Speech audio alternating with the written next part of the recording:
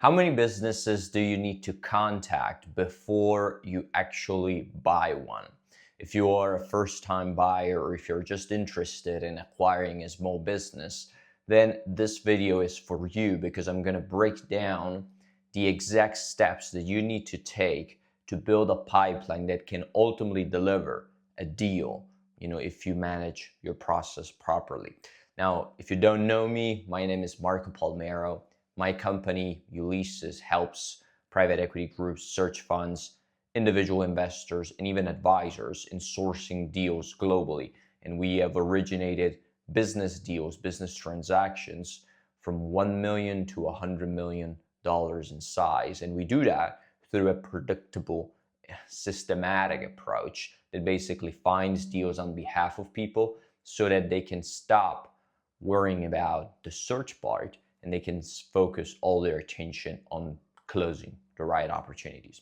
And so today we're going to be talking about math. So, take your pen out if you are not too familiar with these numbers because you're going to need to jot down quite a few things. I also got my coffee going. So, I get the brain functioning in the right way. And let's talk about this process. How many companies do you need to contact? How many prospects do you need to reach out to before you can actually close one deal? Well, first of all, we need to understand what is your objective and what is the time frame. So do you want to close one deal or do you want to close multiple deals? Because that will dramatically affect the size of the pipeline that you need to create and the type of effort that you need to put in to originate these types of opportunities. But in order to make things very, very simple, let's just assume that you're looking to buy one company. So the ultimate objective is I want to buy one business. Okay, so what is the time frame, the ideal window of time that you would like to allocate towards finding, negotiating, and closing this deal? That is also very important because it will determine, kind of like the efficacy in kind of like the speed at which your system needs to produce certain results. If you want to buy a business in 4 months, you're going to need to put out a lot more work, in a limited period of time compared to somebody that wants to buy a business in a year or 2 years and so forth. So to make things very simple, again, let's just say that you want to buy a business in 1 year. You're giving yourself 12 months to find a deal, originate a deal, and close the deal. Now,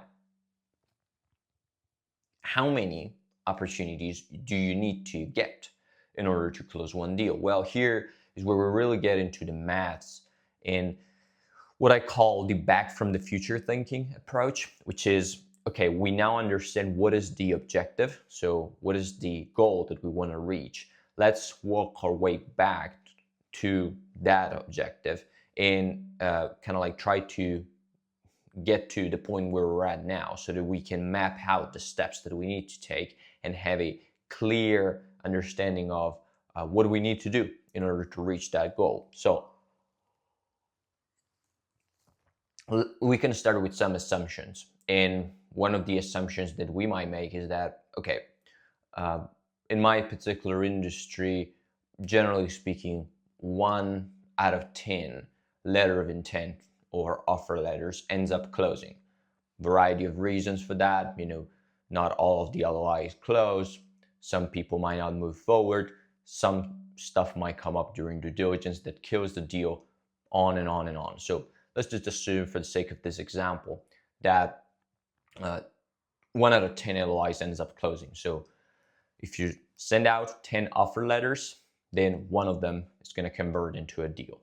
That means, of course, that you need at least 10 deals in order to reach your objective. So you need to at least send out 10 offers because 9 of them,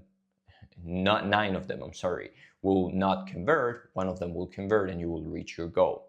Okay, that's fine. That's more or less 1 offer a month, if we're taking 1 year as a time horizon. So it's already a pretty good number because we understand that more or less once a month we should be able to send an LOI if our process is working properly. And of course, this is just pure math. There might be some additional complexities that go into the system, and we might talk about that later if we got time. But let's take another step. So how many of these LOIs are generated from our pipeline of opportunities? Well, we might say, okay, we might need to submit a certain amount of NDAs, so non-disclosure agreements, in order to sign these LOIs, because we're going to sign non-disclosure agreements with a lot of owners. They're going to send us their financial information. We're going to do a preliminary review, and after that, we're going to submit letters and offers only to a few that appear to be aligned with the type of company that we want to buy. So what is the number? What's the number? Well, let's say that 25% of the non-binding, the kind of like non-disclosure agreements that we send out ultimately convert into offer letters. If we are targeting 10 LOIs this year, that means that we need to generate at least 40 kind of like NDAs in order to then get to that point where we can make 10 offers. Because as we said, the 25% conversion rate in NDA to LOI makes us, map out our process successfully so that we can then get to that one deal at the bottom of the funnel. I hope it makes sense so far, but the math is pretty simple, right? So if 25% of NDAs convert into LOI and we need 10 LOIs, then it goes without saying that we need at least 40 NDAs in order to make this process work. So that's more or less 4 NDAs a month, give or take, right? Plus or minus.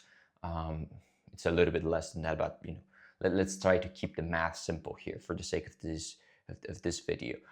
Okay, now we have a clear understanding of the number of NDAs that we need in order to hit our goal. Now, how do we achieve that amount of NDAs? How can we get in front of so many people that are then going to be inclined to sign these NDAs? Well, we might say, okay, we need to get on calls or on meetings or kind of like some sort of serious interaction with a certain number of business owners. And if we do our job properly in originating these opportunities, maybe 1 out of 2 is going to convert into an NDA, because we're going to be filtering people very well from the very beginning, and all the meetings and conversations we take are going to be more or less on target, and we can assume that 1 out of 2 might convert into an NDA. Again, you can do your own math and change these variables. I'm going to share a calculator that you can use at the end of the video. It is actually available in one of our communities if you want to check that out. There's a link for it in my channel. But let's just say, okay, 1 out of 2 is going to convert into the NDA. That means we need to take at least 80 conversations, serious conversations with people. If we want to stretch it a little bit just to make it a little bit more tangible and make sure we're not just talking with a very restricted number of sellers. Let's say it's 10 a month, so 120 calls that we need to take with people, or 120 meetings, in-person conversations. So we take 10 meetings every single month.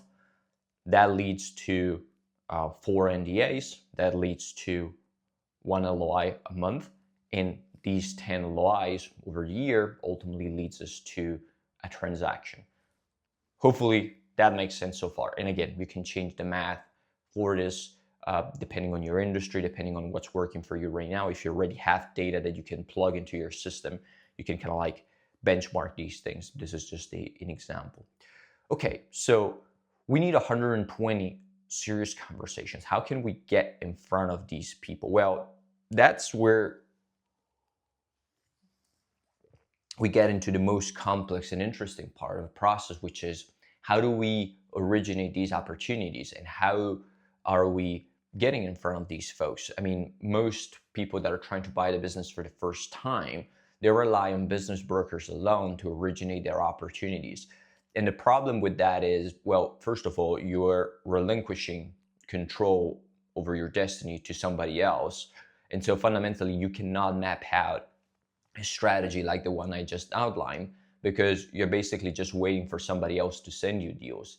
And if that person doesn't have enough opportunities in any given month, then you're going to be left hanging and you're not going to have that predictable flow that comes in.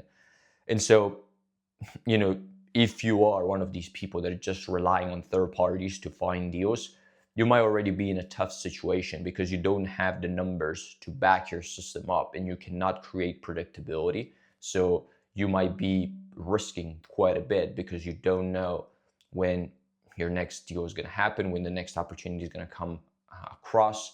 And to some extent, you might be stretching your time frame for no reason, simply because you don't have a system that you control to find opportunities.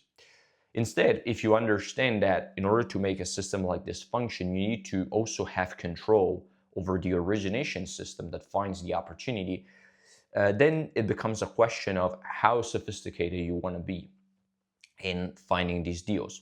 Some people rely on one channel. Maybe they say, okay, I'm just going to send cold emails, or I'm just going to contact business owners via cold call, or I'm just going to contact business owners on LinkedIn if they are active there, so on and so forth.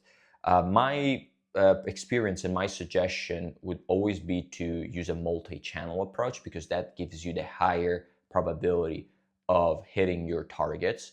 Of course, we live in a world where attention is very scattered, and even business owners, especially business owners, are very, very busy, which means the medium that you use to connect with them might not be the best way to start an interaction, which is one of the reasons why multi-channel works so well, because you're not only using multiple channels to pinpoint the place where they're more likely to respond, but you're also increasing that probability by a lot because you're giving yourself more chances. And so the idea there is, okay, if I want to maximize my chances of creating that pipeline, that 120 meetings that are going to come across, I can do that through a multi-channel system that I control, that then originates opportunities from a list of people, of prospects, of companies that I've originated and that I've created for my own acquisition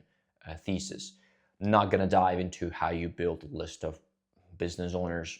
I have recorded a lot of other resources that you can watch, or you can go into our community if you want to find out more about that. The point is, you start with a pool of people that are aligned with your search criteria, and then you build up the multi-channel origination system. Now, we need 120 meetings, conversations, calls a year. How can we get that done? Well, that is when we need to start looking at the numbers of your system. So let's say that you're generating a 5% blended reply rate across all the channels that you use to connect with business owners.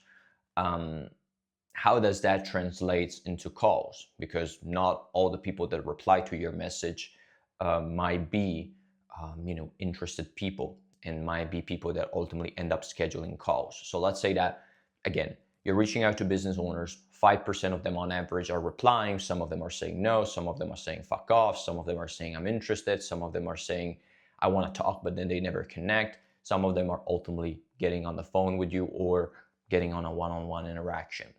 How much of that pipeline are we talking about? Well, let's say it's 1%. So you get 5% reply rate, 1% of it, so 1/5 of it is actually people that are going to talk to you. That means that if 1% is 120 people that get on meetings with you, we need, give or take, 10,000 prospects that we can reach out to in order to achieve our goal. Because if 10,000, 12,000 companies is our target market, then 1% is going to give us the number of calls we need. That is going to give us the number of NDAs we need, is going to give us the number of offers we need, that is going to give us the deal that we ultimately want. Now here, I'm going to get a lot of objections from people, because I know a lot of you might be thinking, well, but I don't have enough companies in my industry, in my target geography, in my size of businesses that I'm targeting to ultimately get that many businesses in the pipeline on the top of the funnel. That is an issue for you, and in some instances it might be a tell that kind of like shows you that you might need to refine something in your process. Not necessarily it means that you need to sacrifice some of your search filters, but it might tell you that your search criteria might not get you to the promised land as fast as you want, or in a predictable way, or as predictably as you would like. What do I mean by that? Well, if you got the numbers, so if you got the target addressable market, then the math will work, almost, without fail, because if the numbers stack up and the conversion rates are the ones that I mentioned, or you make the right adjustments depending on your industry, then you're going to get the result at the bottom of the funnel. It is that simple.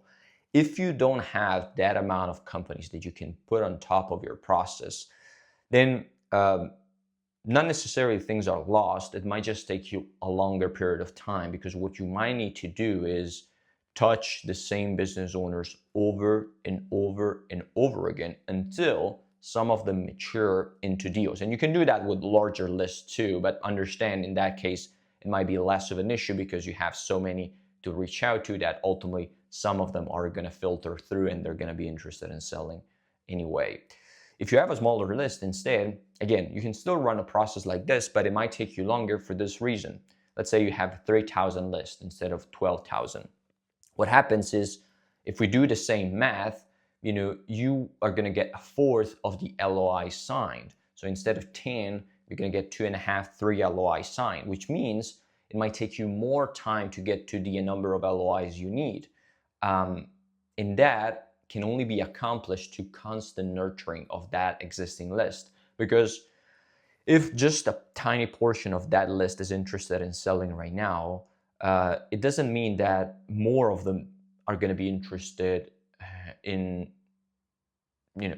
6, 12 months. And so it becomes a question of how you nurture that small list to then make sure people that convert and kind of mature into sellers can ultimately get in touch with you when the time arises. And so the point I'm getting at is, don't be worried about the fact that you might have a small list that might not be enough for you to achieve the goal that you want within the expected time frame. You might just need to adjust the system in order to make it work more long term and have a stronger nurturing system, which is again something that we built when we source deals on behalf of people, or we help them create the system that they then use to find deals. And most people underestimate these tiny details because they feel it's all about blasting people until they respond, but that ultimately creates a very inefficient process, independently of how big your list is, because you're going to burn through a lot of prospects fast.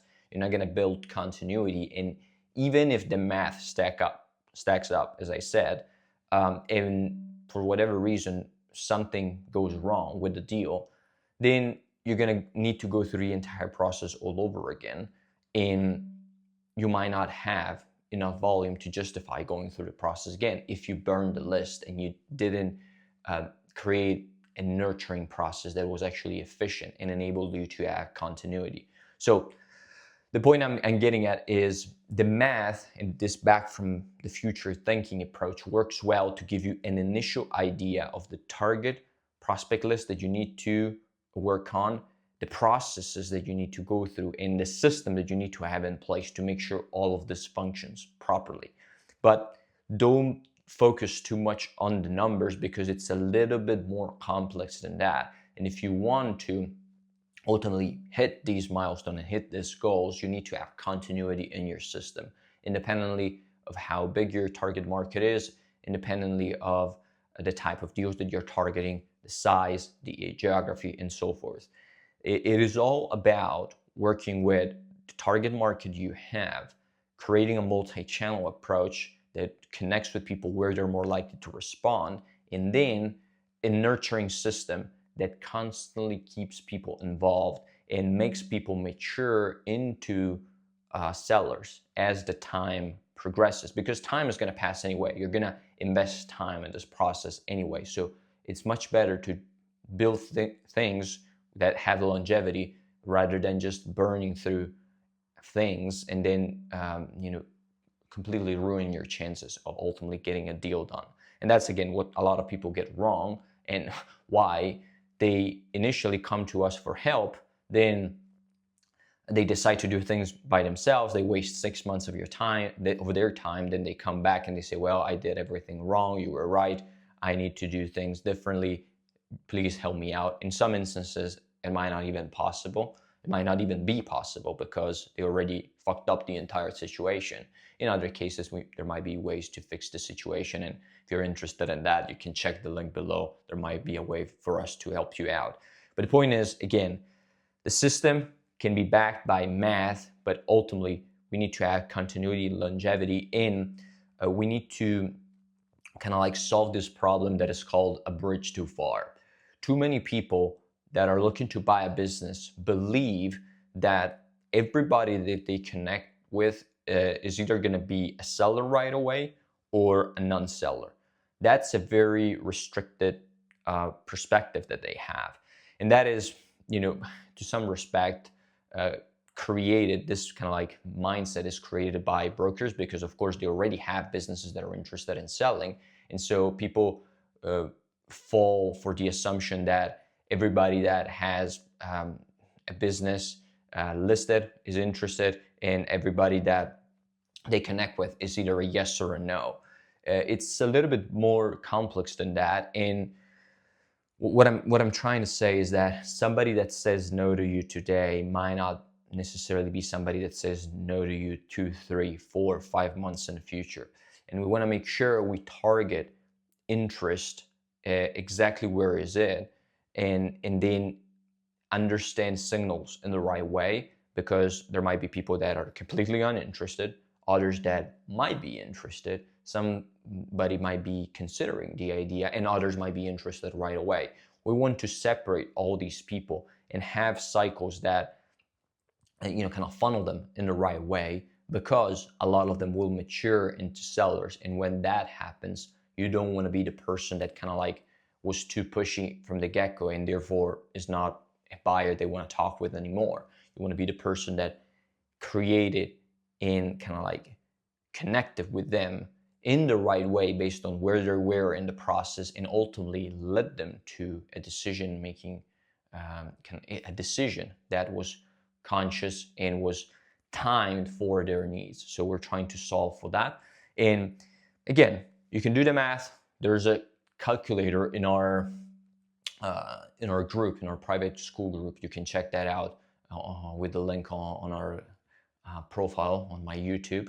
And other than that, you can back up all the math, see what the initial input needs to be, build up your system. If you don't know how to do it, we can do it for you and help you out in sourcing deals so you can spend more time closing deals. And then start working through these steps, because if the math works out and everything has been mapped out correctly, then it's only a matter of time before you're going to start to see the results that you seek. So I hope this makes sense. If you're interested in getting help in sourcing deals, creating a system for maximum results in minimum time, and ultimately get deals on autopilot, check the link below, click it, and book a time for a strategy session.